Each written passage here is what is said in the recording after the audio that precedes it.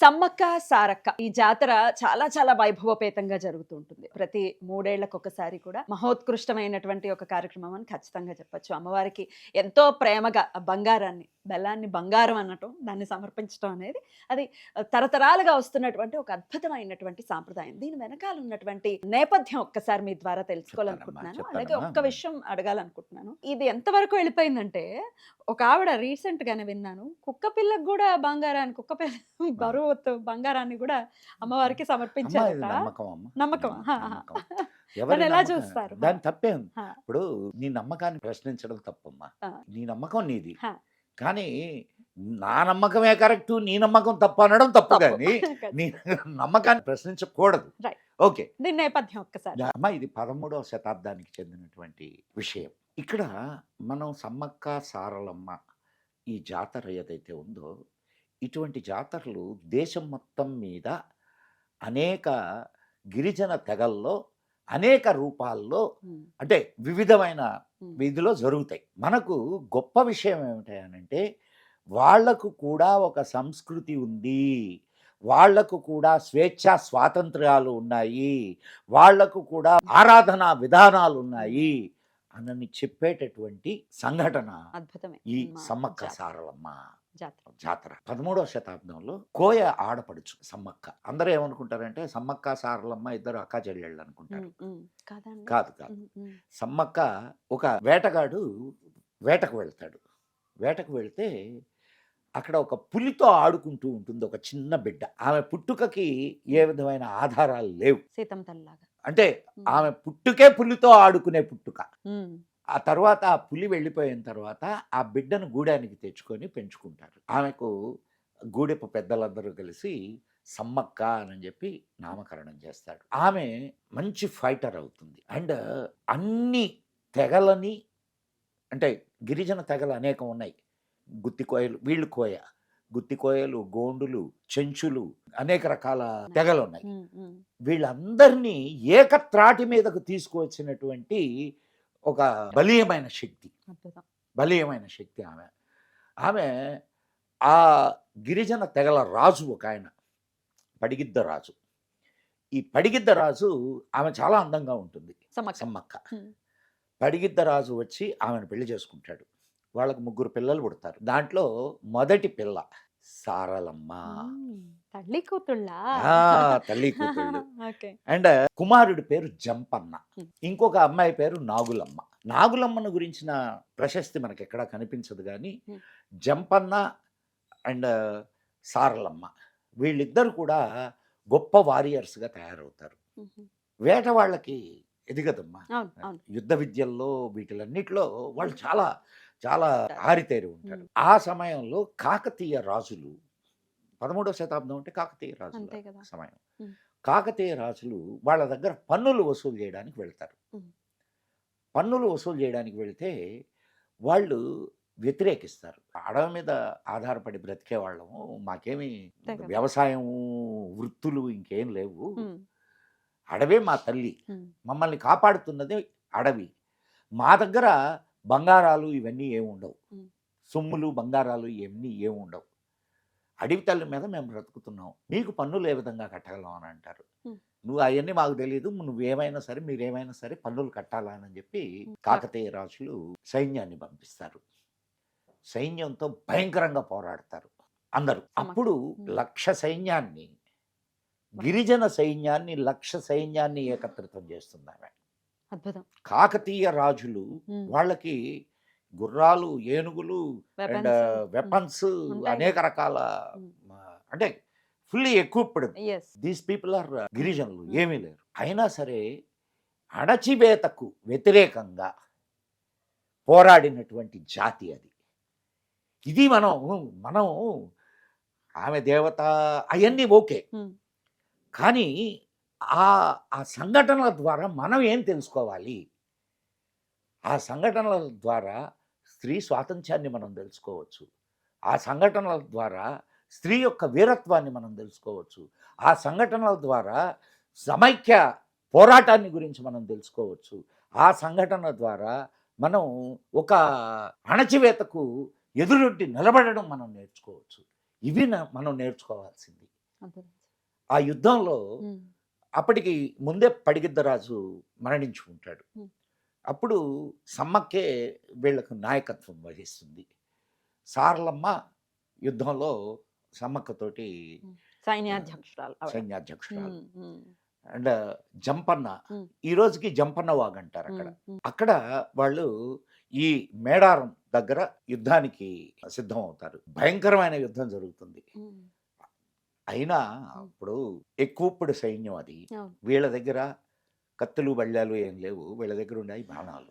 ఎంతవరకు నిలబడగలదు? Yeah, yeah. మొట్టమొదట ఈయన జంపన్న ఎదవుతాడు. ఆయన అక్కడ ఒక గుట్ట ఉంటుంది. గుట్టలోకి వెళ్ళి ఆయన అదృశ్యం అయిపోతాడు. తర్వాత సారలమ్మ అక్కడ ఒక వాగులోకి వెళ్ళి ఆమె అదృశ్యం అయిపోతుంది. అంటే శరీరం అంతా గాయాలతో ఇదైపోయింది. ఇక కింద పడిపోలా. కింద పడిపోకుండా అంటే ఆ శరీరం కూడా శత్రువులకు దక్కకూడదు. చివరికి సమ్మక్క పోరాడి ఆమె కూడా అడవిలోకి వెళ్ళి భూమిలో కలిసిపోయిందని చెప్పి చెబుతారు. దీన్ని మేడారం జాతర అంటారు. మాఘశుద్ధ పౌర్ణమి రోజు మొదలవుద్ది. 4 రోజులు జరుగుద్ది ఈ జాతర. ఉమ్, ఇది మొత్తం దేశమంతా అంటే మొత్తం దేశం నుంచి వస్తారు అక్కడికి. ఉమ్, ఒక తెలంగాణ నుంచే కాదు. ఉమ్, అవును. అతి పెద్ద జాతరగా దేశంలో జరిగే అతి పెద్ద జాతరగా దీనికి గుర్తింపు ఉన్నది. అయితే ప్రభుత్వం కూడా దీన్ని గుర్తించాలి. అంటే భారత ప్రభుత్వం కూడా దీన్ని గుర్తించాలని ఉమ్, వినతులు వెళుతున్నాయి. ఉమ్, దీనికి చాలా అత్యంతమైన ఇప్పుడు దాదాపు 2 కోట్ల మంది అక్కడ ఆ 4 రోజుల్లో దర్శించుకుంటారు అమ్మవారిని. దర్శించుకుంటారు. ఆ, అమ్మవారికి ఉమ్, బంగారము, వెండి ఇవన్నీ ఉమ్. కానుకగా ఇస్తారు. ఉమ్.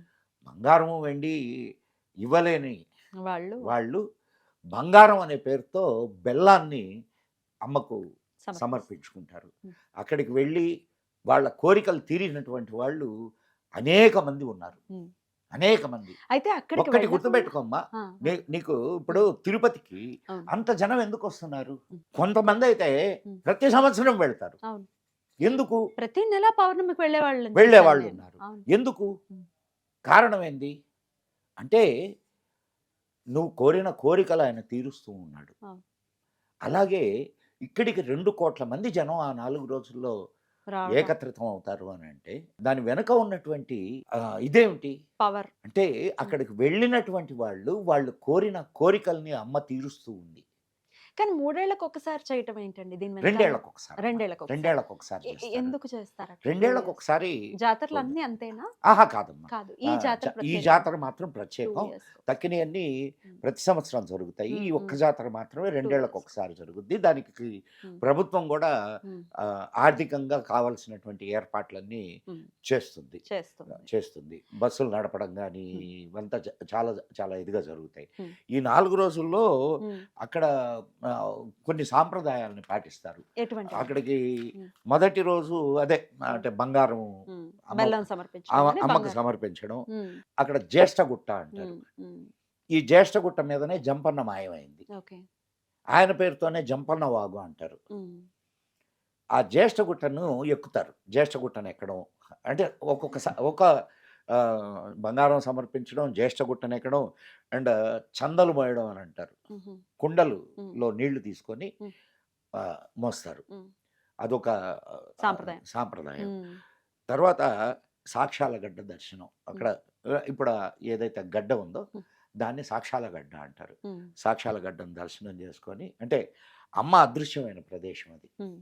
ఇదంతా ఒకే రోజులో చేసేసుకోవాలి. లేదమ్మా 4 రోజులు 4 రోజులు జరుగుతాయి. అక్కడే ఉంటారు. 4 రోజులు అక్కడే ఇప్పుడు మనం ఉంటారు. వెళ్ళామంటే 4 days అక్కడ ఉండేవన్నీ చేయాల్సి ఉంటుందండి. అంటే ఇప్పుడు ఉమ్. అమ్మ సిస్టమ్స్ అన్ని మారిపోయినాయి అవును, అవును. అనుకోవడానికి లేదు. అవును. మనం యాక్చువల్గా ఏదైనా పుణ్యక్షేత్రానికి వెళ్తే ఆ, ఒక రోజు నిద్ర చేసి నిద్ర చేయాలి. రమ్మంటారు. అవును. నిద్ర చేసి రమ్మంటారు. అవునండి. కానీ ఎంతమంది చేస్తున్నారు అట్లా? ఉమ్. పోయి దేవుడికి నమస్కారం కానీ పెట్టి. ఉమ్. కానీ వచ్చేస్తారు. లేకపోతే ఇంకా అని వెళ్ళిపోతుంటారు. అది అక్కడికి వెళ్ళి ఏదైనా ఒక పవిత్రమైన ప్రదేశానికి వెళ్ళినప్పుడు ఉమ్. అక్కడ ఉండేటటువంటి ఎనర్జీని నువ్వు తీసుకోవాలా. నువ్వు తీసుకోవాలంటే దానికి ఈ శరీరం తీసుకోవాలంటే ఈ శరీరానికి కొంత సమయం ఇవ్వాలి కదా. సమయం ఇవ్వాలా. ఆ, 5-10 నిమిషాల్లో ఎక్కడ అవుతుంది? ఏదో ఒక నమస్కారం కొట్టి ఇట్లా అని వెళ్ళిపోయేది కాదు కదా. ఎగ్జాక్ట్లీ. అక్కడ స్మరణ ఇవన్నీ ఉంటాయి. ఆమె ఒక అలౌకికమైనటువంటి శక్తి.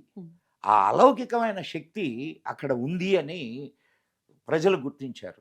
నువ్వు నేనుగా సంగతి అటు పక్కన పెట్టు.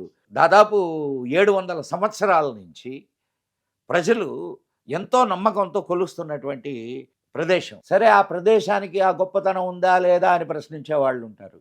ఇంతమంది ఆలోచనలు అక్కడ ఏకత్రితం అయి ఉన్నాయి. అవును. అటువంటప్పుడు దానికో పవర్ ఉందిగా. ఉందిగా. కాబట్టి మనం ఏదైనా ఒక పవిత్రమైన ప్రదేశానికి వెళ్ళినప్పుడు ఆ ప్రదేశంలో ఉన్నటువంటి ఎనర్జీని మనం రిసీవ్ చేసుకోవడానికి కొంత సమయాన్ని అక్కడ గడపాల. అక్కడ ఏ అయితే పద్ధతులు ఉంటాయో ఆ పద్ధతుల్ని మనం పాటించాలా. ప్రతిదానికి ఒక పద్ధతి ఉంటుంది.